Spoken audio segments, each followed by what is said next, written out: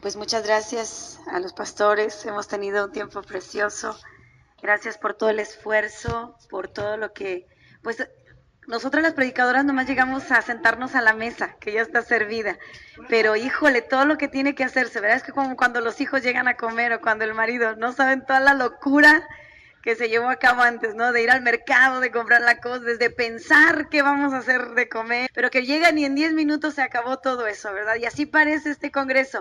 Un año de estar orando, de estar preparando, de estar comprando todo, de estar preparando a la gente, los ingredientes, la oración, y de repente, híjole, pues ya es domingo, ya se acabó, ya nos tenemos que ir, y a mí me duele mi vida porque les amo mucho. Gracias. Me siento muy amada, me siento muy honrada de estar aquí y me voy y los extraño. Cuando me voy, llego a la casa y me dice mi hija, ¿pero por qué llegas triste? Le digo, porque extraño a todas las alborotadas ahí que dejé, igual que yo, que nos divertimos tanto en el Congreso, pero es que tengo tiempos tan padres aquí. Y le quiero dar gracias a Dios por todas ustedes, por todo el amor, por todo el apoyo, por todo el respeto, por todo ese cariño que me muestran. De veras, muchísimas gracias. Me lo llevo con todo mi amor y créanme que tengo una expectativa todo el año en mi corazón del próximo congreso. No sé si vaya a estar aquí, no lo sé, pero de todas maneras yo deseo con todo mi corazón que el próximo también sea de bendición para todas, como lo ha sido hasta ahora. Yo creo que el Señor tiene planes más grandes todavía para la iglesia, para la congregación y sé que vamos a verlos cumplidos, ¿verdad? Yo que he sido parte de estos congresos, como me encanta cuando regreso y oigo los testimonios, ¿verdad? Y bueno, en esta noche, ya con lo que me resta de voz, porque yo tenía un chorro de voz cuando llegué, ¿verdad? Pero ya casi no me queda. Yo quiero hablarles de algo que ha estado sonando fuertemente en mi corazón. Ya saben que siempre que tengo a la iglesia enfrente de mí, pues siempre me gusta hablar de la familia, siempre me gusta hablar de los hijos, siempre me gusta hablar de ese núcleo tan hermoso donde Dios me ha enseñado tanto, donde he aprendido tanto, no solamente siendo hija, sino también he aprendido mucho siendo madre, he aprendido mucho siendo esposa. Y dice la escritura en Eclesiastés 12 que entre más aprende el predicador, más tiene que enseñar. Que entre más experiencias, ¿verdad? Y entre más sabiduría adquiere, más tiene que compartir al pueblo. Y de veras yo he visto mi vida así, que a través de todo este caminar, entre más aprendemos, pues más tenemos que enseñar al pueblo, más tenemos que participar de ese alimento que Dios nos da. Y algo que yo quería hablarles ahora es algo que me doy cuenta, por ejemplo, yo como terapeuta, pues tengo constantemente a la gente, las familias, los matrimonios, los hijos ahí. Y todo este año pasado, he estado preparando temas para una escuela para padres que estoy dando ahí en San Juan en los eventos que hacemos de mujer a mujer. Y todo este año ha sido en respuesta a todas esas preguntas y a todos esos cuestionamientos y a toda esa desesperación que yo veo de los papás cuando llegan a mi consultorio, a todas esas crisis a las que yo me enfrento con ellos cuando los veo llegar llorar, cuando los veo llegar desesperados, cuando los veo, mi corazón se rompe cuando veo llegar a los varones, papás, solos a mi consultorio, sin la esposa, sin los hijos. Señora, ayúdeme, no sé cómo hacer esto. Se me está saliendo de las manos el hijo, se me está saliendo de las manos mi relación conyugal, se me está saliendo de las manos la situación de mi familia o estoy teniendo conflictos internos, ¿verdad? Y bueno, eso a mí me llena de satisfacción de saber que podemos ser bendición y ayuda, ¿verdad? Para otros matrimonios, para otras familias. Pero todo el año pasado tuve la experiencia y preparé algunos temas y he estado preparando algunos temas para las personas que no son cristianas, ¿verdad? Estas conferencias yo las doy para gente que no es cristiana, pero algo que me ha retumbado en mi corazón, porque lo puedo ver, es acerca de la autoridad. Y yo quiero hablarte acerca de la autoridad, quiero hablarte acerca de la disciplina de las casas, porque creo que uno de los conceptos que ha perdido su verdadero valor en este tiempo es el significado de esa palabra autoridad. Creo que a muchos papás se les ha salido de las manos, ¿verdad? Sobre todo cuando los chavos ya están creciendo y de repente vemos que son bombardeados por una sociedad que está siendo jerárquica, ¿verdad? Con una sociedad que se está convirtiendo cada vez en una sociedad más autónoma y donde muchas de las reglas y muchos de los patrones y muchas de la autoridad está siendo retada hoy en día por nuestros jóvenes. Y no solamente porque lo escucho en el consultorio con las familias que no conocen al Señor. Yo pensaba que nada más era ahí la crisis, pero todo el año pasado que estuve visito más de 50 iglesias al año. En todas esas iglesias que yo había estado visitando, me estoy dando cuenta que los papás vienen a preguntarme, y casi siempre el común denominador es: ¿qué puedo hacer con los hijos? ¿Cómo puedo devolver, verdad? ¿Cómo puedo recuperar todas esas cosas que hemos perdido a causa de la ignorancia, a causa de los patrones equivocados que traemos de conducta arrastrando en nuestros padres? No con el afán de juzgarlos ni nada, sino que es nuestra realidad, con todas esas fortalezas, con todas esas maneras equivocadas de pensar y que se vuelven obsesivas, ¿verdad? Y que las seguimos aplicando aunque no funcionen. Y muchos de ellos me decían: ¿qué hacemos? Yo a muchos de los papás los cuestiono cuando llegan a mi consultorio y les digo: ¿qué es para ti la autoridad? Defíneme. ¿Qué es para ti? Y les prometo que de los 300, 400 encuestados, porque hago hojas de encuestas, 300, 400 encuestados, ninguno me supo decir lo que significaba la palabra autoridad. Entonces, por eso creo que uno de los conceptos que se ha perdido en su significado y en su valor es la palabra autoridad. Y es que las malas experiencias o la ausencia de ella puede tergiversar su sentido y crear no solo una mala imagen de la autoridad, sino además su mala aplicación. ¿Estamos de acuerdo? Mateo capítulo 13, versículo 23, está hablando de la semilla y del terreno donde fue sembrado. Dice: mas el que fue sembrado en buena tierra, este es el que oye la palabra y que dice, y la entiende. Y como la entiende, ¿qué dice? Da fruto y produce al 100, al 60 y al 30 por uno. Entonces, podemos aplicarlo entonces de una manera antagónica, decir: bueno, el que oye la palabra pero no la entiende, no puede ver los resultados. ¿Estamos de acuerdo? No puede ver el fruto de lo que está haciendo. Y esa es la desesperación en la que muchos padres están cayendo. Pero yo me pregunto y le pregunto a los papás: ¿quién nos explicó su significado? Yo creo que lo único que podíamos escuchar cuando estábamos siendo entrenados era si nos atrevíamos a cuestionar: ¿por qué se hace esto? ¿Cuál era la respuesta? Pues porque soy tu padre, ¿verdad? ¿Y sabe qué? Porque a veces tampoco teníamos la respuesta nosotros. ¿Por qué me pides que haga esto? Pues porque así lo digo yo, ¿verdad? Pero ¿por qué te callas? Porque yo así lo digo y así se hace. Y después ya solitos decíamos: ¿por qué lo hice? No sabíamos realmente por qué lo estábamos haciendo. Y es que para muchos, ¿quién nos explicó el significado y su propósito? Por lo mismo, venimos arrastrando infinidad de herencias de error, y lo peor es que seguimos mal aplicándola en muchos de los casos sin obtener resultados que creemos debemos obtener. La palabra en Colosenses 3:21 dice: padres, no exasperéis a vuestros hijos. Pero creo que cuando no entendemos la palabra autoridad, lo único que vamos a hacer al aplicarla es exasperar a la gente a la que estamos disciplinando. No vamos a producir un fruto apacible de justicia, ¿estamos de acuerdo? Vamos a exasperar a esos hijos y muchos ya están desesperados y ya tiraron la toalla. Yo lo puedo ver, muchos ya están desesperados. Yo no sé si eso se da aquí, pero allá por de donde yo vengo, cuando los padres ya no pueden con un hijo, sobre todo si es rebelde, ¿saben a quién se lo llevan? A los abuelos. Eso se da mucho por allá, se da mucho por el Bajío. Esa costumbre que cuando ya un papá y una mamá no pueden con el hijo o ya no pueden con los hijos, ya sea que no los pueden mantener o no los pueden educar, ¿saben lo que hacen? Se lo llevan a los abuelos y los dejan ahí. Es más, hay hijos que crecen toda la vida con sus abuelos, jamás vuelven al seno familiar. Son papás que ya tiraron la toalla, son papás que ya se dieron por vencidos y confían más en la sabiduría, ¿verdad? Y la fortaleza de los abuelos, que los abuelos no sirven para educar hijos, solo para apapacharlos, amén. Pero se los llevamos y en lugar de disciplinarlos y en lugar de educarlos, los echan a perder. Entonces, muchos ya están desesperados, ya tiraron la toalla, ya no quieren intentarlo. Dejan a los hijos a la deriva o en el peor de los casos, dejan a los hijos en manos de otras personas. Y lo hacemos en la iglesia. Si algo sale mal, decimos: es que en la iglesia no le están enseñando. Es que los pastores de jóvenes que tienen no son buenos, deberían de poner a otros, ¿verdad? Decimos: o la escuela donde, no, esta escuela, lo voy a cambiar de escuela, y lo cambiamos de escuela, y lo cambiamos de iglesia, y lo cambiamos de líder, y resulta que no era lo que nosotros estábamos esperando, porque no se trata de eso, no se trata de echar culpas. Y es que la autoridad y la disciplina juegan un papel muy importante en la formación de un ser humano, pero para que funcione, tiene que haber ideas claras de lo que esto significa, tanto en los que la aplican como aquellos que la reciben.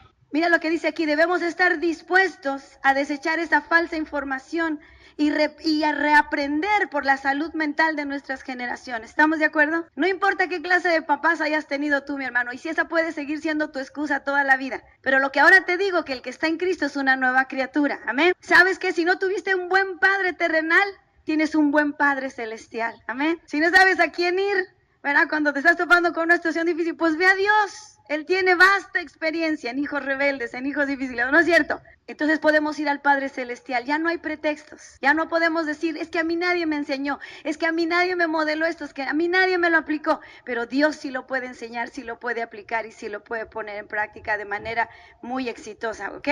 ¿Qué pasa si ya la regamos? Nunca es tarde para empezar de nuevo. Recuerda que siempre habrá la oportunidad de enseñar a la siguiente generación. Yo les digo a los abuelos, bueno, si ya se fueron los hijos de casa, ya la regaste, apenas empezaste a conocer las cosas de Dios, pues ahora vienen los nietos. Ya no para que tú los disciplines ni que tú los corrijas, pero para que les enseñes a tus hijos a lo mejor lo que no hiciste con ellos, que sí puede funcionar con los suyos. He escuchado en muchos casos que la autoridad y la disciplina son un mal necesario y eso también es un error. La autoridad y la disciplina son una bendición de parte de Dios, ¿o no es cierto? Tú no sabes la cantidad de jóvenes que llegan a mi consultorio solos diciendo, señora, necesitamos límites, necesitamos que alguien nos diga lo que está bien y lo que está mal, aunque en el momento no nos guste. Y es que la palabra de Dios en Hebreos 13, del 5 en adelante, dice que ninguna disciplina al presente es causa de gozo, ¿verdad que no? Nunca esperes que tus hijos sonrían mientras los estás disciplinando, corrigiendo, mientras estás ejerciendo tu autoridad. Nunca esperes que pongan buena cara. Al contrario, entre peor la pongan,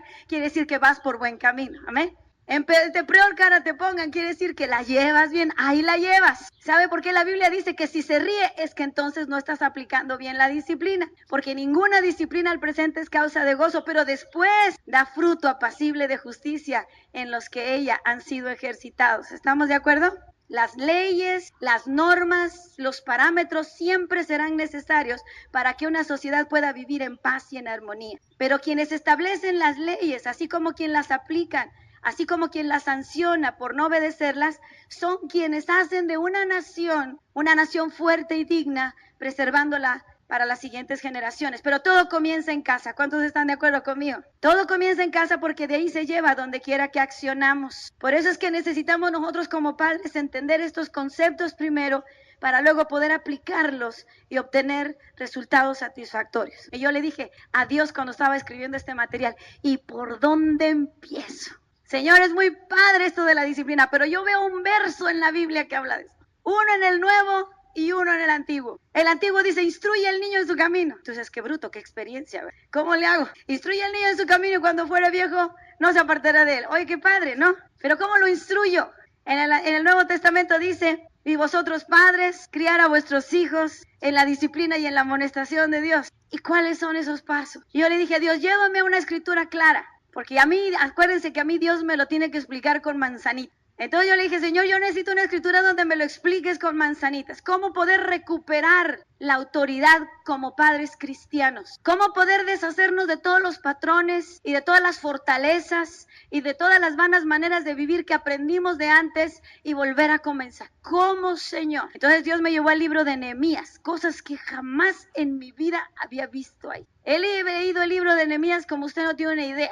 Pero como buena humana, empecé a predicar sobre el muro. Como buena humana, porque yo pensé, mi hermano, de verdad, yo pensé cuando vi a Nehemías y Dios me empezó a revelar, yo pensé que teníamos que empezar por las paredes y empecé, inclusive aquí en la fe, di una enseñanza sobre el muro y sus cimientos, hablando de cómo amurallar a nuestra familia, cómo amurallar a nuestros hijos, cuáles son esas piedras de cimentación que debe de tener el muro, de qué material tiene que estar hecho el muro, en mi afán de poder rodear a nuestros hijos, a nuestra familia, en un lugar seguro donde se pudieran criar en la disciplina y en la amonestación de Dios. Pero esa fue mi manera lógica de pensar. Eso es una manera natural de pensar. Usted cuando va a hacer un edificio, primero le echa los cimientos, y luego ¿qué hace? Y luego le hace las paredes, y luego ¿qué hace? Las puertas y las ventanas, ¿y qué más? Y luego ¿echa qué? Pero ¿cuántos saben que Dios va contra toda razón? Isaías 55 dice, tus caminos jamás van a ser los míos, tus pensamientos tampoco, mis maneras tampoco. Es más, cuando los discípulos en el libro de los Hechos comenzaron a hacer las cosas a la manera de Jesús, ¿sabe cómo se expresó el mundo de ellos? Estos que predican el evangelio están volteando el mundo de cabeza, porque para el mundo lo que Dios hace está al revés de lo que hemos aprendido. En realidad los discípulos estaban volteando el mundo al derecho. ¿O no es cierto? Lo estaban poniendo sobre sus pies en el estado original en que fue creado. Pero para el mundo siempre las cosas de Dios van a ser contra razón y contra naturaleza humana. Entonces, leyendo el libro de Nehemías, me pude dar cuenta porque le dije a Dios, ¿por dónde empiezo? Y de recorrer el libro de Nehemías, me doy cuenta que la construcción comenzó por las puertas. Para mí fue algo ilógico, porque dije, ¿cómo estos tipos empezaron por la puerta si todavía ni tenían paredes? Pero la primera idea, cuando Nehemías llegó a Israel y le dijo, levantémonos y edifiquemos, lo primerito que hicieron fueron las puertas. Y yo le dije al Espíritu Santo, ¿y por qué estos cuates comenzaron al revés? Dice, tú eres la que estás al revés. Tú eres la que has hecho las cosas al revés y has predicado al revés. Dije, ok, voy a hacerlo al derecho. Me di cuenta que las puertas, mi hermano, en la Biblia, siempre que la Biblia habla de puertas, habla de tres cosas. Habla de autoridad, habla de gobierno y habla de lugares de decisión.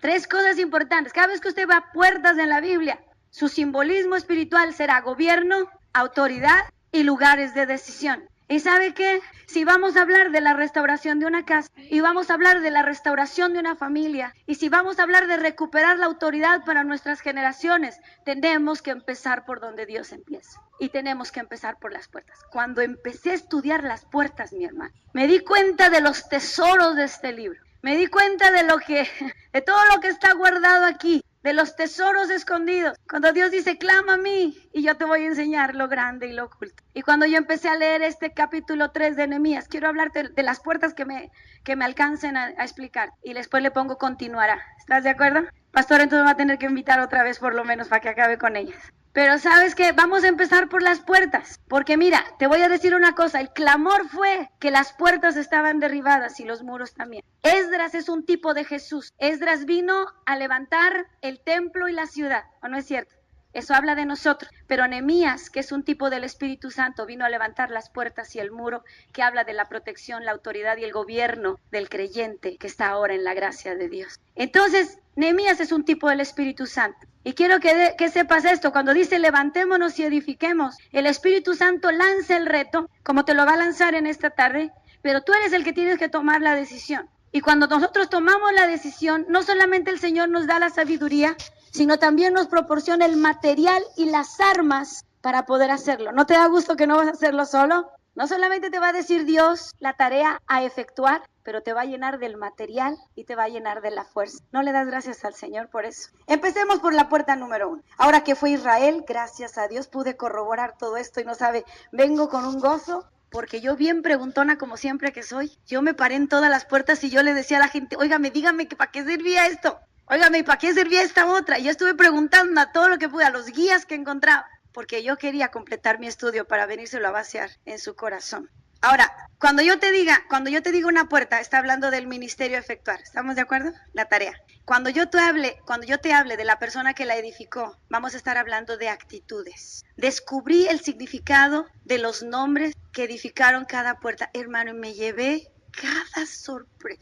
Dios no deja de maravillarme cada vez que leo la Biblia. Porque no solamente me dijo lo que había que levantar, sino la actitud con la que teníamos que hacerlo. Y Dios siempre tiene tanto que enseñarnos. Así que voy a fijarme qué horas son. Entonces en el capítulo 3 de Nehemías dice, entonces se levantó el sumo sacerdote Eliasib con sus hermanos los sacerdotes y edificaron la puerta de las ovejas. Ellos arreglaron y la levantaron las puertas hasta la torre de Amea y edificaron hasta la torre de Hananel. La primera puerta, lo primero que tenemos que hacer para recuperar la autoridad y poder aplicar la disciplina de una manera sabia, la manera de Dios, es devolviéndole a la casa, devolviéndole a la familia el pastoreo de los hijos. La puerta de las ovejas era por donde entraban todos los pastores con sus rebaños, pero escúchame lo que tengo que decirte. La puerta de las ovejas era que los pastores, porque acuérdense que la actividad principal del pueblo de Israel era el pastoreo de las ovejas, ellos eran pastores. Por la mañana todos los pastores salían a tempranas horas, casi a la madrugada,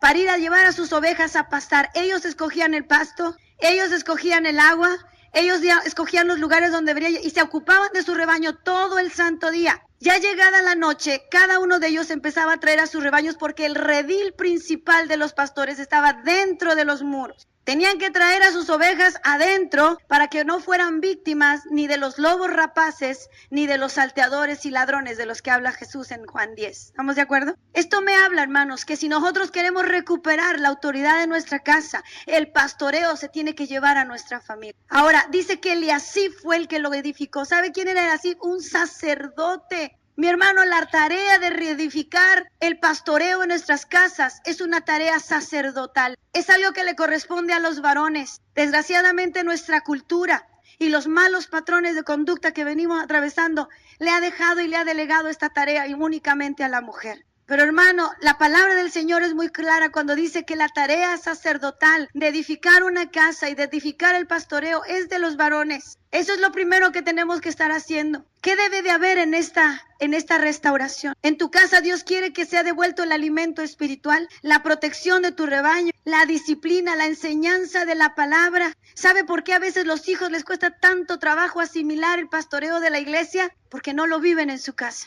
Porque dice la Escritura, me sorprendí ahí en Efesios cuando dice, y vosotros padres, criar a vuestros hijos. ¿Sabe cuál es el sinónimo de crianza en el hebreo? Pastoreo. Y vosotros padres, pastorear a vuestros hijos en la disciplina y en la amonestación de Dios. Creo que esta palabra es una palabra profética. Estamos viendo el mundo que se está tragando vivos a nuestros jóvenes y a nuestros niños. Y hemos creído que la tarea de pastoreo solamente la pueden lograr los líderes en la iglesia. Mi hermano, tú eres un pastor en tu congregación que Dios te ha dado, ¿o no es así? También en tu casa hay un púlpito, pero ¿sabes qué es lo mejor de todo?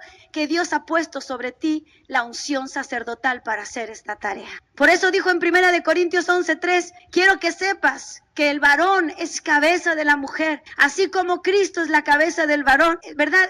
La Escritura ya nos dijo la unción que recibe cada varón para ser cabeza de su casa. Creo que esto es algo muy importante que nosotros tenemos que considerar. Si queremos el gobierno de nuestras casas de una manera espiritual, tenemos que comenzar por hacer el trabajo con nuestros propios hijos en nuestra propia casa. Esas puertas, mi hermano, no son más que puertas que se les van a abrir los domingos o los días de reunión a los pastores que vienen cada quien con su rebaño. Aquí venimos a ser entrenados, ¿o no es cierto?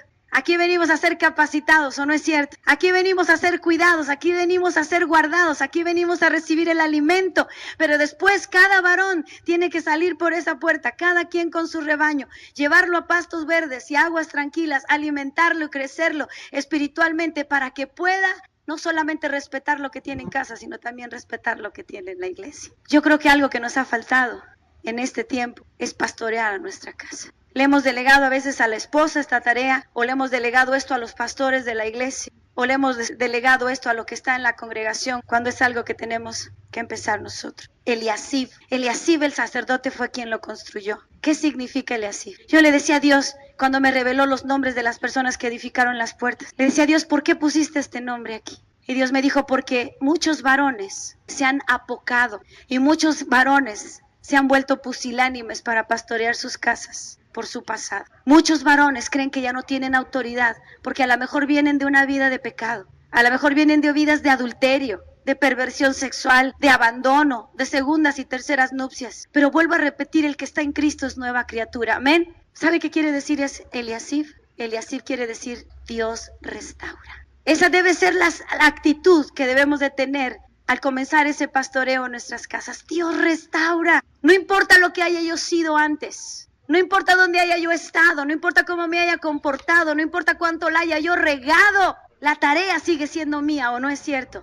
¿Y sabe por qué? Porque Dios restaura. Joel 2:25 dice, lo que se comió la oruga, el saltón y el revoltón, ¿no dice el Señor? Él lo va a restaurar. El problema es cuando tú no te quieres deshacer de aquello que te está haciendo daño. Cuando Satanás tiene información que a ti te atormenta, déjame decirte que siempre va a poner zancadillas en tu camino. Pero dice la Escritura que el que confiesa su pecado y se aparta alcanzará misericordia. Que el que encubre su pecado no prospera, amén. Pero el que lo confiesa y se aparta alcanzará misericordia. Que si confesamos nuestros pecados, Dios es fiel y justo para perdonar nuestros pecados y limpiarnos ¿de qué? De toda maldad. Esa es la actitud. Una actitud de que ahora en Cristo soy una nueva criatura. Y sabe que el pastoreo de los varones tenemos que entenderlo las mujeres, porque me ha pasado, hermana.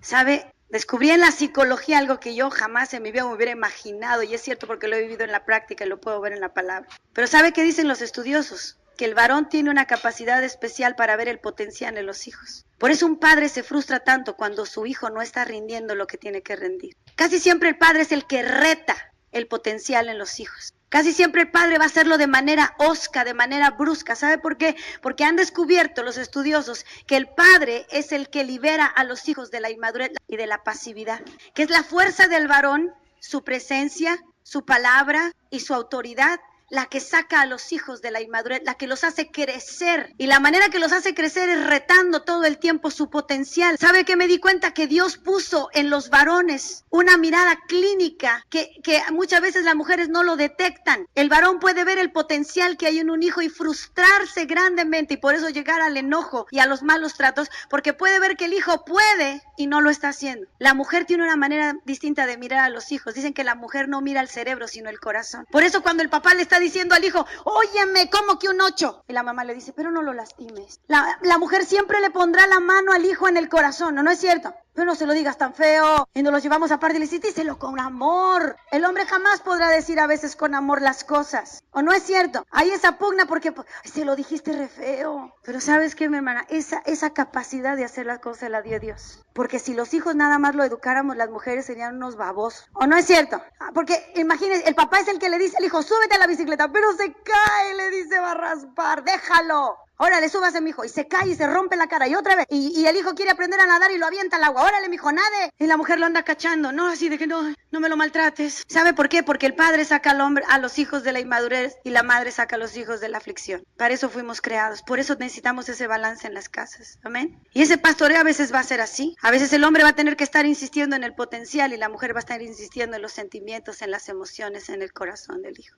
Pero ambas cosas son tremendamente necesarias, porque es así como un hijo crece sano, fuerte y responsable, amén. Porque la sobreprotección es la madre de la inmadurez, la madre de la devaluación de una autoestima. Por eso necesitamos a papá y a mamá en la casa, ¿estamos de acuerdo? La puerta de las ovejas. Fíjate lo que dice Proverbios 27-23. ¿Cómo lo vamos a hacer? ¿Cómo vamos a empezar esta tarea de pastoreo en nuestras casas? Pues muy sencillo, mira lo que dice la Escritura. Proverbios 27, versículo 23. ¿Qué dice ahí la palabra? Proverbios 27-23 dice, sé diligente en conocer el estado de tus ovejas. Se lo está diciendo a Salomón, ¿no? Lo está diciendo Salomón a sus hijos. Sé diligente en conocer el estado de tus ovejas. ¿Cómo le llama aquí el escritor de Proverbios a los hijos en una familia? Ovejas. Sé diligente en conocer el estado de tus ovejas y mira con cuidado. ¿Por qué? Por tus rebaños. Porque las riquezas, y la palabra riqueza ahí, la fui a buscar en el hebreo, ¿sabe qué quiere decir?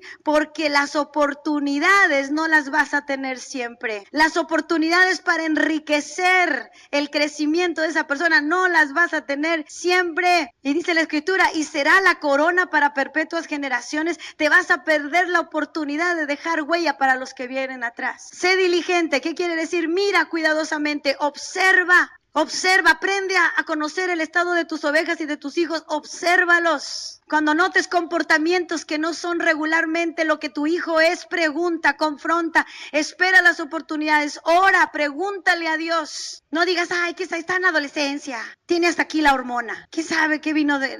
Empezamos a decir miles de cosas, ¿y sabes qué? Dice la Escritura, sé diligente en mirar el estado de tus ovejas, porque no para siempre vas a tener las oportunidades. La oportunidad es mientras está en nuestro redil, amén. No creo que la volvamos a tener más. Sé diligente. Vamos a ir otra vez a Nehemías para ver la otra puerta. No me quiero detener mucho aquí porque además no me va a durar mucho la voz. Pero quiero que veamos la otra puerta que está en el capítulo 3, en el verso 3. Dice la Escritura, los hijos de Sanaá edificaron la puerta ¿de qué? Del pescado. Ellos la enmaderaron y levantaron sus puertas con sus cerraduras y sus cerrojos, y yo me morí de la risa. Dije, ¿para qué le pusieron cerraduras y cerrojos si ni había paredes? Hasta le pusieron candado. Y yo dije, ¿para qué si estaba todo despoblado? Nomás era la pura puerta, ¿verdad? Pero sabe, cuando Dios hace algo, lo hace bien desde el principio, amén. La puerta del pescado, ahora que estuve allá, le dije, oiga, ¿para qué sirve la puerta del pescado? Porque todavía tiene pescados ahí arriba, de piedra, labrado. Y yo le pregunté, ¿y para qué es la puerta del pescado? Dice, pues aquí es donde entraban todos los pescadores. Aquí donde es en esta puerta, porque donde entraban todas las personas que traían cosecha, todas las personas que traían el fruto de su labor, todas las personas que traían el producto del trabajo que habían ejecutado todo el día. Esta era la puerta. Cada puerta tenía una función para no interrumpir las funciones de las otras puertas. La ciudad era demasiado grande, tenía que haber varias entradas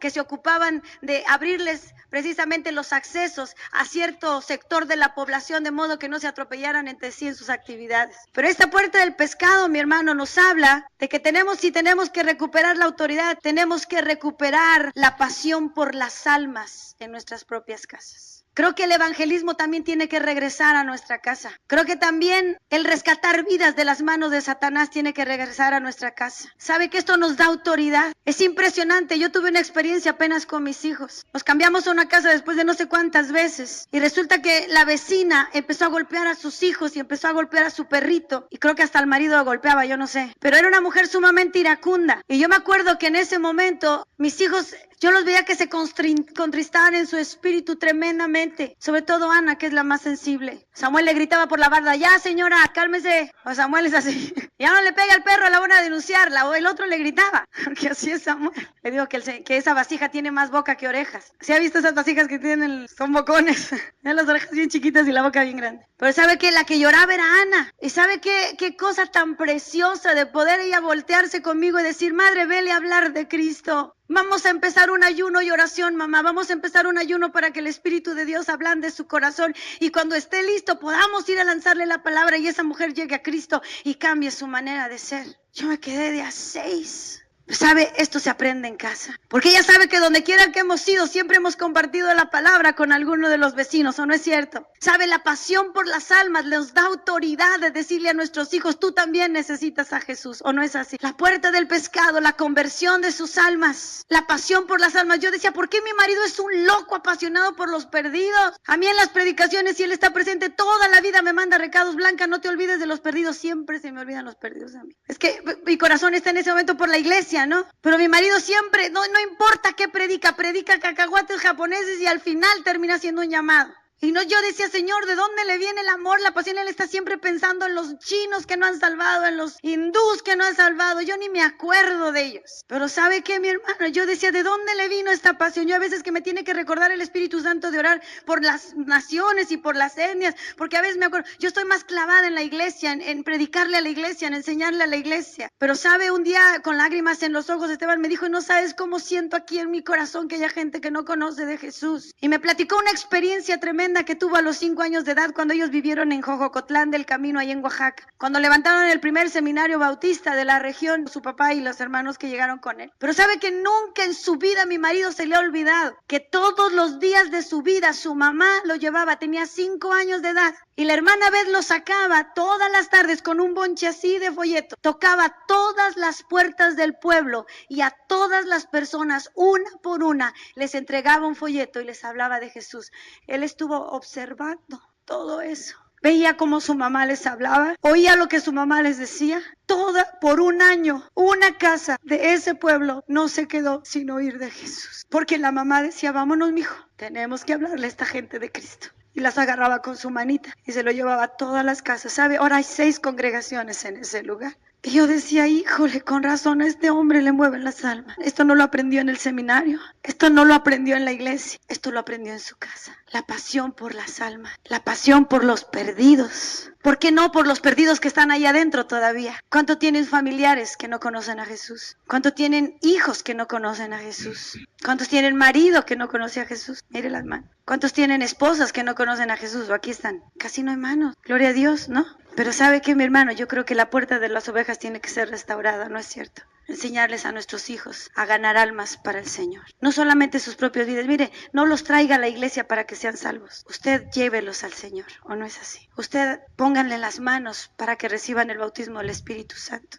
Usted ponga las manos sobre ellos para que sanen. Ustedes guíenlos a la presencia de Dios. No lo traiga a la iglesia. No llame a los ancianos. Usted necesita restaurar esta puerta, ¿o no es así? La puerta del pescado. ¿Quién la restaura? Sená. ¿Sabe qué quiere decir Sená? Sená quiere decir flecha, punta, aguda. Pero otra traducción muy antigua quiere decir pasión por un alma. Sená. Así lo nombraron sus papás. Pasión por un alma. Wow. Con razón edificó la puerta del pescado. Yo creo que cuando él nació y su papá lo nombró, ni sabía lo que se iba a dedicar después. ¿Cuánto tiene que ver la visión profética que tenemos sobre nuestros hijos, o no es así? A veces el nombre dice tanto, a veces la actitud con lo que nosotros los criamos dice tanto. Yo creo que Sená en su vida dijo: pasión por un alma, soy punta de flecha, soy punta de lanza, soy diente agudo. ¿Qué querrá decir eso? Pasión por un alma. Imagínense nada más cuando ese hombre creció y de repente lo llamaron para que restaurara precisamente la puerta del pescado. Yo no entiendo cómo hace Dios las cosas. Me imagino que este nombre quiere decir arma de guerra, el que pelea por los perdidos, un ganador de almas, un testimonio de amor y de oración por aquellos que no conocen a Jesús, un discípulo de fe. ¿No creen que esto debe ser restaurado en nuestras casas? Creo que esto debe ser llevado a la práctica. Y me voy a quedar ahí. Menciono las puertas. Les voy a enseñar una más. Les voy a enseñar la 4. Me voy a saltar la 3, ¿está bien? Las puertas es la puerta de las ovejas, la puerta del pescado, la puerta vieja, la puerta del valle, la puerta del muladar, la puerta de la fuente y las otras 4 puertas, las otras 2 puertas que no fueron destruidas pero que siguen de pie. Pero quiero hablarte de la puerta 4. ¿Sí puedo? ¿No se van? La puerta del valle. Eso está en Nehemías. Es que casi no tengo voz. Ya lo notaron, ¿verdad? Es que ya me estoy quedando un poco afónica. Ya tengo medido. Me alcanza para 7 predicaciones un fin de semana. Quiero hablarte de la puerta del valle. La puerta del valle está en el versículo 13. La puerta del valle la restauró Anún con los monadores de Zanoa. Ellos la reedificaron y levantaron sus puertas con sus cerraduras y sus cerrojos y 1000 codos del muro hasta la puerta del muladar. La puerta del valle. Ahora que estuve ahí, yo no sé si alguna vez estuvieron ustedes en Israel, pero Israel es una tierra que tiene montes y que tiene valles. Los montes generalmente eran usados como cavernas, como prisiones, como excusados o como lugares de refugio. Ahí es donde se planeaban las estrategias para las guerras, porque en realidad las guerras se peleaban sobre los valles. Israel es un lugar que tiene muchísimos valles, pero los valles eran donde se llevaban a cabo las grandes batallas. De hecho, el valle de Armagedón lo pasamos, ¿verdad? Donde se va a llevar a cabo la última batalla para los últimos días. Pero algo que pasaba con la puerta del valle es que esta puerta se abría en tiempos de guerra, porque era por donde entraban los heridos, era por donde entraba la gente que había sido lastimado, venía cansada y agotada de la guerra. Esta puerta era para introducir a esa gente a la ciudad, y una vez que estuvieran adentro, había un hospital ahí especial donde esta gente recibía su sanidad, su restauración y la curación de sus heridas. No había muchas especialidades. Generalmente se hacían tortas de higo y se hacían cuestiones de hierbas para ponerlas sobre las heridas, y así era como sanaban a sus enfermos. Pero esta puerta fue diseñada para que los heridos que venían de afuera llegaran y encontraran refugio, y no solamente refugio, sino paz, sanidad y descanso. Hermano, yo quiero decirte que también esto necesita ser levantado en nuestros hogares. ¿Cómo tratas a tus heridos? Dios nunca tuvo en mente que el hogar fuera el lugar donde estuvieran las guerras. Hoy en día vemos al revés. De los hogares sale la gente herida. Es en las casas donde se llevan a cabo las grandes batallas, ¿o no es cierto? De hecho, ya se le puso nombre a la violencia que se lleva a cabo en una casa. Ya hay un adjetivo para nombrarla. ¿Cuál es ese adjetivo? Violencia intrafamiliar. ¿Usted cree que Dios tuvo en mente esto cuando creó la familia? La familia fue algo que salió del corazón de Dios. Dios diseñó la familia y nunca fue su idea que todo el tiempo hubiera guerra civil dentro de ella. La intención de Dios fue que de afuera entraran los heridos a las casas, a las familias, al seno familiar, y ahí recibieran su descanso, su sanidad y su restauración. Ahora resulta que las cosas son al revés. Ahora de las casas vemos salir a los delincuentes, vemos salir a los heridos, vemos salir a los vándalos, vemos salir a tanta gente que tiene tantos problemas en su corazón. Yo creo que esto tiene que cambiar. Pero yo quiero hacerte varias preguntas. ¿Cómo tratas a tus heridos, mi hermano? ¿Cómo tratas a la gente que está lastimada? ¿O tú eres el que lo lastimas? Porque el plan de Dios fue que todo esto pudiera llevarse a cabo en la casa y de ahí sacarlo al mundo para que el mundo fuera una mejor manera de vivir, ¿o no es así? Pero quiero preguntarte, ¿cómo te comportas ante las heridas? ¿Cómo te comportas en los tiempos de adversidad? ¿Qué es lo que sucede en tu casa cuando hay algún problema? ¿Cómo reaccionas? ¿Qué es lo que dices? ¿Qué es lo que opinas de Dios? ¿Qué es lo que dices a la gente? Muchas veces vemos que la actitud es reaccionar y vemos que hoy en día tenemos grandes problemas que salen de las casas. Puerta del Valle significaba tiempos en que había que meter a la gente que pasaba por una prueba, gente que estaba pasando bajo mucha presión, gente que venía de momentos difíciles, de momentos de batallas. La gente corría a ese lugar para poder ser sanado y restaurado. ¿Cómo te comportas en los tiempos difíciles? ¿Qué es lo que le dices a las personas que de repente padecen de alguna herida, que vienen de alguna batalla? ¿Cómo lo haces? ¿Cómo se comportan los hijos cuando los padres están lastimados? ¿Cómo se comportan los padres cuando los hijos están lastimados? ¿Qué es lo que hacemos ahí para restaurar las heridas? Me llama la atención, mi hermano, ¿quién edificó esta puerta? Yo creo que algo que tiene que ser restaurado también es la actitud de cómo manejamos los momentos difíciles. A esta puerta la edificó un tal Anún. ¿Qué quiere decir Anún? Alguien con sentido del humor. Anún quiere decir gozo. quiere decir sentido del humor, quiere decir alegría. Imagínate este chavo cuando lo nombraron a él, lo mandaron a edificar la puerta por donde entraban los heridos. ¿Cómo manejas las presiones? Yo creo que necesitamos devolver el sentido del humor a las casas y a las familias, ¿o no es cierto? Yo tenía un padre que todo el tiempo bromeaba. Le extirparon un ojo, fue una desgracia y todos estábamos muy preocupados. Pero él siempre bromeaba, aún de sus desgracias. Me acuerdo que llegamos al hospital y estaba ahí tendido sin un ojo, con un parche. Le dijimos, ¿qué te pasó, Panchito? Dice, pues por obedecerle a tu madre me dijo que le echara un ojo a los frijoles. Y se lo eché. Tengo un hermano que tiene la cabeza muy grande y llegó de la escuela y papá, me dijeron cabezón de veras. Le dijo, no te preocupes, mijito. Y yo digo que no hemos muerto en el ministerio por el sentido del humor de mi marido, de veras. Él venimos de una batalla campal después de haber hablado con los pastores, de enfrentar alguna oveja difícil y llega a la casa y me dice, ¿te cuento un chiste? Pero lo mejor que me ha pasado se los quiero contar con toda reverencia. Mi madre nos dejó muy claro lo que quería que hiciéramos con ellos. Fue una lección tremenda para mis hijos y para todos, porque nunca habíamos perdido a alguien así de una manera tan drástica y mis hijos querían mucho a mi mamá. Pero mi madre nos dejó muy claro cuando iba a morir, dijo, por favor no quiero que lloren en mi funeral, quiero que se rían. Y nosotros le decíamos, pues sí, ¿no? Quiero que estén muy contentos, no quiero que se vistan de luto, quiero ¿cómo se dice? Un féretro blanco. Le digo, mamá, no hay féretros blancos para los adultos, pues yo quiero uno. Quiero que me entierren el día del Señor. Mamá, si te mueres el lunes, se esperan. Así digo, como los huesos de José, ¿no? Me van a andar cargando hasta que sea domingo. Digo, mamá, pero ¿y si te mueres el viernes? Ni modo. Dijo, no quiero que nadie llore. Y bueno, pasaron los años, nos dejó muchas instrucciones acerca del día de su muerte, pero pues todos estábamos bien tristes porque tuvo una agonía como de 50 días. Entonces ya que murió, pues todos estábamos muy tristes, ¿no? Ya fuimos a reconocer el cuerpo a la morgue y todo después de salir del hospital. Y yo le hablé por teléfono a mi hermana, le digo, hermana, tráete la ropa de mi mamá, que ella estaba con mi hermana viviendo. Y me dice, sí. Le dice a su hija, hija, tráete la ropa de tu abuelita que está ahí, ya la dejé en una maleta, tráetela por favor, nada más le mete sus lentes y sus dientes y todo lo que mi mamá tenía postizo, ¿verdad? En ese momento.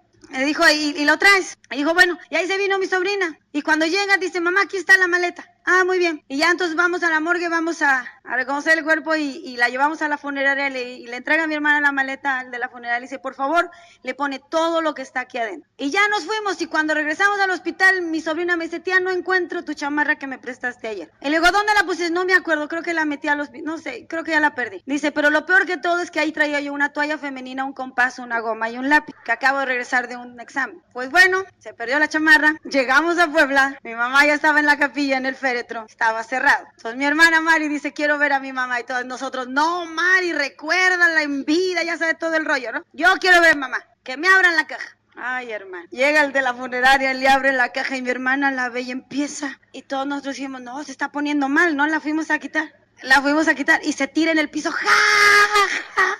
Ya se volvió loca de que se murió mi mamá. Imagínense una chamarra talla 7, mi mamá era talla como 22. Y abrimos el féretro de mi mamá enchamarrada. Pero como el de la funeraria no supo qué hacer con el cótex, la goma y el lápiz, se los puso aquí en forma muy acomodada, nos tuvimos que reír en el funeral de mi mamá.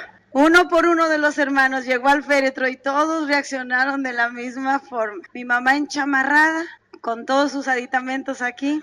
Yo creo el de la funeraria de haber dicho, qué secta esta, ¿verdad? A lo mejor en la otra vida también tienen menstruación y ella va a medir la eternidad y va a borrar sus pecados. Me imagino que el otro se hizo una metáfora. Muere un viernes, la velamos un sábado y ¿qué día cree que la enterramos? ¿Y de qué color cree que el único féretro entre 300 féretros que fuimos a ver a la bodega del funeral, el que quería mi mamá, el blanco? Y esa lo enterramos. ¿Sabe? De ese momento para acá, cada vez que recordamos la muerte de mi mamá, ¿cómo cree que la recordamos? Pero ¿sabe? Han dicho los estudiosos que tanto la depresión como la bipolaridad y la ansiedad son conductas aprendidas. No tienen ningún origen en los científicos. Nadie sabe cómo se originan esas cosas. La mejor explicación que le han podido dar es que los hijos aprenden a enfrentar los problemas como lo vieron con sus padres. ¿Cómo te comportas ante la adversidad? ¿Cómo te comportas en los momentos difíciles? ¿Qué dices? Escribí algunas cosas aquí. ¿Qué dices de Dios en los momentos difíciles? Porque hoy tenemos una generación que está yendo tras el satanismo. ¿Y sabe por qué? Porque cada vez que alguien fracasa, dice, Dios, ¿por qué me castiga? Si papá pierde el trabajo, ¿por qué, Señor, nos haces esto? Si hay alguna enfermedad, Señor, ¿qué estoy pagando? Y todo lo que sale de nuestra boca no son más que quejas contra Dios, culpándolo de lo bueno y también culpándolo de lo malo. Hay una generación que crece oyendo las cosas más increíbles de Dios en lo malo. Cuando crece y tiene que tomar una decisión de quién creer, Dice, pues del diablo nunca hablaron en mi casa. Seguramente tiene algo mejor para mí. Porque Dios, ¿por qué nos haces eso? Señor, ¿por qué nos castigas así? ¿Qué estaré pagando? Señor, ya, por favor, se te está pasando la mano conmigo. Por eso cuando ese hijo crece, dice, pues del diablo nunca hablaron en mi casa. Él debe ser mejor. Y se va tras las cosas ocultas. Por eso es muy importante qué dices de Dios en los momentos difíciles y a quién culpas. ¿Qué haces para resolver tus problemas? ¿Te aíslas? ¿Te deprimes? ¿Te enojas o te alejas de Dios? Todo eso tienes ojitos que te están mirando. Hay testigos silenciosos que están viendo tu comportamiento, porque todo esto se aprende. ¿A quién recurres? Fíjate bien, muy importante, ¿a quién vas cuando tienes un problema? ¿Qué es lo que primero haces cuando tienes momentos difíciles? Porque todo eso lo están mirando los que están alrededor de nosotros y lo están aprendiendo. Y lo peor de todo es cuando ellos crecen, es la única tela que tienen de dónde cortar y se comportan exactamente igual que como nosotros lo hicimos en un momento de crisis. Yo digo que esta puerta tiene que ser restaurada. ¿Sabes? Cuando nosotros les damos ejemplo de fe y de fortaleza a nuestros hijos, también nos dan ellos el permiso de ejercer autoridad sobre sus vidas, ¿o no es cierto? ¿Pides perdón cuando te equivocas? Porque esto también es de grande estima delante de sus ojos. Esta es la puerta del valle que tiene que ser levantada para dejarle a nuestra generación mejores maneras de vivir. Vamos a ponernos de pie. Cuando estés en casa, revisa todo el capítulo 3 de Nehemías. Te va a gustar. Si tienes un diccionario bíblico, busca los nombres de los sacerdotes y de la gente que reedificó esas puertas. Te vas a llevar una sorpresa impresionante. Y vas a aprender que tiene formas Dios de enseñarte las verdades más profundas cuando escudriñamos su palabra. Porque yo creo que el propósito de Dios es que las familias sean bendecidas, ¿verdad que sí? ¿Tú crees que Dios quiere que tu familia sea bendecida? ¿Tú crees que quiere Dios que dejes huella para la siguiente generación? ¿Por qué no oramos? Padre, en el nombre de Jesús, en este momento te damos gracias por cada familia que está aquí representada en esta noche. Señor, gracias porque yo sé que tienes planes para devolvernos esa autoridad que por generaciones se ha perdido. Señor, nos damos cuenta que tener autoridad no se trata de dar gritos y de tener malas actitudes. Señor, nos damos cuenta que la autoridad no viene cuando nos enojamos o cuando manipulamos los sentimientos y las emociones de los que están a nuestro cuidado. Que jamás la autoridad se ganará por golpes o por insultos o por violencia. Tampoco por decirles el juicio de Dios y maldecir sus vidas. Señor, si no sabemos que la autoridad puede ser devuelta cuando nosotros modelamos para ellos tu propósito y tu voluntad. Mi hermano, ¿por qué no levantas tu casa levantando tus manos y le pides al Señor su gracia y su sabiduría para este tiempo? Yo no sé cuál de estas puertas en tu casa necesite ser restaurada, pero si tú has notado que esto está derribado en tu propio hogar, le digas a Dios: Señor, te necesito. Esta tarea definitivamente no es humana, es sobrenatural. Y Señor, te voy a pedir en este momento que oigas la súplica de cada uno de ellos, porque tú oyes la oración. Si es la puerta de las ovejas, si es la puerta del pescado, si es la puerta del valle, Señor, enséñanos lo que tenemos que levantar. Muéstranos, Dios, si esto está en ruinas, si ha sido quemado por el fuego.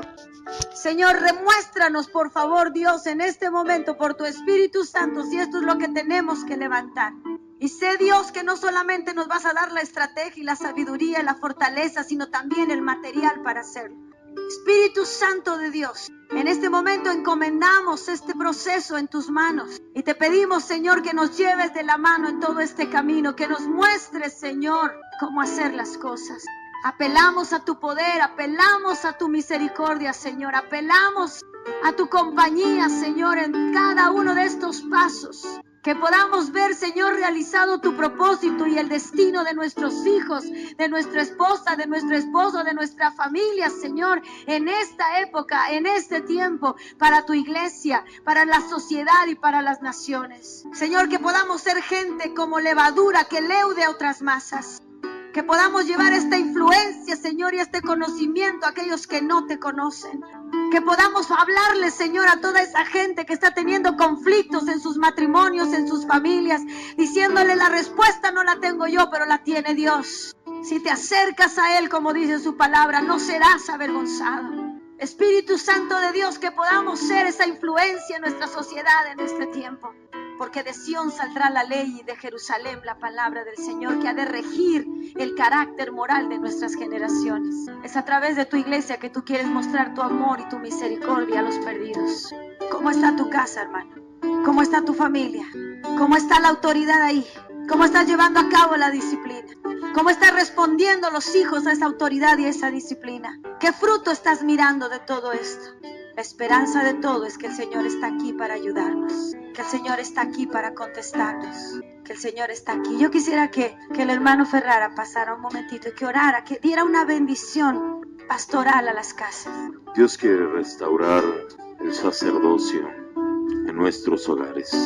Nos hemos ocupado en muchas ocasiones del trabajo, de tantas cosas. Gente que trabaja desde las 8 de la mañana hasta las 10 de la noche, y la familia está en manos de la esposa o de alguien más. Y yo creo que Dios quiere hacer algo con nosotros como hombres. Quiere restaurar el sacerdocio, quiere que tomemos la responsabilidad que debemos de tomar. Poderle decir al Señor: Señor, ayúdame a ser el padre que me has llamado a ser. Poder bendecir realmente a mis hijos, a enseñarles tu palabra, enseñarles a amarte, Señor. Ayúdame a ser la persona que debo de ser. Y hoy, en esta noche, queremos bendecirte a ti como Padre, y siento que Dios quiere bendecirnos a nosotros como hombres. Te voy a invitar a que pasemos aquí al frente los hombres. Vengamos aquí delante del Señor y le digamos: Señor, ayúdame. Ayúdame a hacer lo que debo de ser. Ayúdame verdaderamente, Señor, a poder ser el guiador en mi hogar, en mi casa. Ayúdame, Señor, a ser de bendición. Los hijos crecen seguros y firmes cuando encuentran al Padre en el hogar. Dios se manifiesta como Jehová Shama, el Dios que está presente. Y nuestros hijos necesitan al Padre que está presente. Nosotros necesitamos a nuestro Padre que está presente. Ellos necesitan al Padre que está presente. Nosotros revelamos el carácter de Dios a ellos. Hoy aquí estamos, Señor. Dile a Él: aquí estoy delante de ti, Señor. Restáurame, Señor. Ayúdame a ser la persona espiritual en el hogar. No quiero dejarle a mi esposa la responsabilidad, ni a otros, Señor. No quiero culpar a la iglesia, ni a los pastores, ni a nadie, que yo sé que es mía la responsabilidad sobre mis hijos. Dios, tú no la diste a nosotros, Señor. Tú nos diste, Señor, la autoridad para cubrirlos, para enseñarles, para bendecirlos. Dile a Dios: aquí estoy, Señor. Aquí estoy, Jesús, delante de ti. Ayúdame, Jesús. Ayúdanos, Señor, a ser, Señor, los padres que ellos necesitan. Ayúdanos a conocerte a ti y a revelarte a ti, a nuestros hijos. Ayúdanos a levantar generaciones firmes y fuertes que te conozcan a ti, Señor, y que puedan ser una luz donde quiera que estén. Queremos ver familias, Señor, unidas, familias donde tu gozo y toda tu bendición está sobre nuestros hogares, Señor. Oh Padre, queremos ver, Señor, así como dices, el justo deja herencia a los hijos de sus hijos y hasta la 10ª generación. Queremos que la herencia que tú nos has dado, Señor, queremos transmitirla también a ellos. Si hay hijos que hemos nosotros actuado mal y los hemos dañado, hoy clama al Señor y dice: Señor, ayúdame, Señor, con él. Toca su corazón y derrama de tu gracia. Empieza a levantarlos por nombres a cada uno de ellos. Decirle: Señor, restáuralos, Señor. Derrama de tu gracia, Señor, sobre sus vidas. Hay necesidades fuertes en ellos, Señor. Y en muchos de los casos nosotros hemos sido los culpables. Sánalos, Señor. Oh Dios, cumple tu propósito y tu voluntad en ellos, Señor. Oh, gracias, Señor, porque no estamos solos. Gracias porque tú estás a nuestro favor. Tú estás con nosotros, Señor. Gracias, Jesús, por todo lo que tú haces, Señor, en nuestra familia. Hoy te bendecimos, Señor, a ti. Y hoy, Señor, en el nombre de nuestro Señor Jesucristo, bendecimos cada familia aquí representada. Hoy, Señor, proclamamos y declaramos que cada familia es levantada con el propósito que tú la fundaste, Señor. Declaramos terminado tu propósito en la vida de cada uno de las familias aquí integradas, de cada uno de los miembros, Señor. Gracias te damos, Señor, por las cosas que tú estarás haciendo en medio nuestro.